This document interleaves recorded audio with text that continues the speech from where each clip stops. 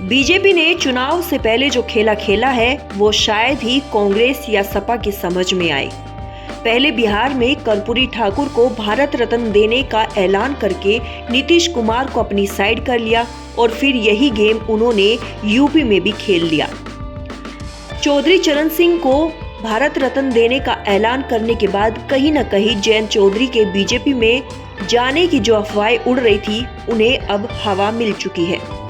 पूर्व प्रधानमंत्री चौधरी चरण सिंह, पीवी नरसिम्हा राव और मशहूर वैज्ञानिक एमएस स्वामीनाथन को देश के सर्वोच्च नागरिक सम्मान भारत रत्न से सम्मानित किया जाएगा, जिसका खुद ऐलान प्रधानमंत्री नरेंद्र मोदी ने एक्स पर किया है। इस घोषणा के तुरंत बाद जयंत चौधरी ने अनोखे अंदाज में पीएम मोदी का आभार जताया है। जयंत चौधरी की ये बदले तेवर कहीं न कहीं अखिलेश यादव के लिए सिरदर्द साबित हो सकती है।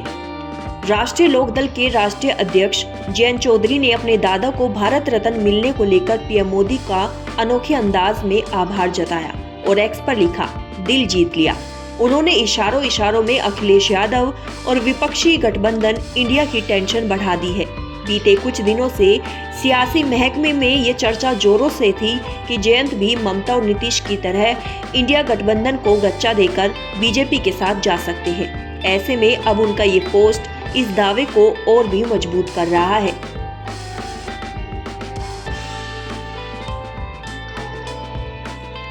जयंत चौधरी के नेतृत्व वाले रालोद के यूपी में भाजपा के नेतृत्व वाले गठबंधन में शामिल होने की अटकलों पर समाजवादी पार्टी के नेता शिवपाल सिंह ने कहा था कि मैं जयंत और उनके पिता को अच्छी तरह से जानता हूं, क्योंकि मैंने उनके साथ काम किया है।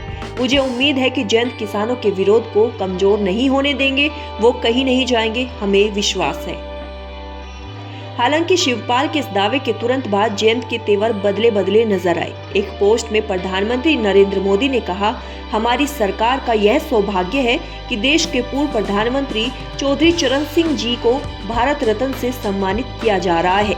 यह सम्मान देश के लिए उनके अतुलनीय योगदान को समर्पित है। प्रधानमंत्री ने कहा कि चौधरी चरण सिंह ने किसानों के अधिकार और उनके कल्याण के लिए अपना पूरा जीवन समर्पित कर दिया था। पीएम मोदी ने कहा, उत्तर प्रदेश के मुख्यमंत्री रहे हो या देश के गृह मंत्री और यहाँ तक कि एक विधायक के रूप में भी उन्होंने हमेशा राष्ट्र निर्माण को गति प्रदान की। वे आपातकाल के विरोध में भी डटकर खड़े रहे। हमारे किसान भाई बहनों के लिए उनका समर्पण भाव और इमरजेंसी के दौरान लोकतंत्र के लिए उनकी प्रतिबद्धता पूरे देश को प्रेरित करने वाली है। उत्तर प्रदेश में कुल 80 लोकसभा सीटें हैं, जो भारत सरकार बनाने और गिराने में निर्णायक साबित होती है। ऐसे में सूबे की सियासी हलचल पर हर किसी की निगाहें टिकी हुई है। क्या अब जयंत चौधरी भी विपक्षी दलों के गठबंधन और अखिलेश यादव को धोखा देकर बीजेपी के साथ चले जाएंगे या फिर तमाम अटकलों पर लगाम लग जाएगी? ये देखना बड़ा दिलचस्प होगा, क्योंकि यूपी में जो खेला होगा वो शायद बिहार से भी ज्यादा बड़ा होगा।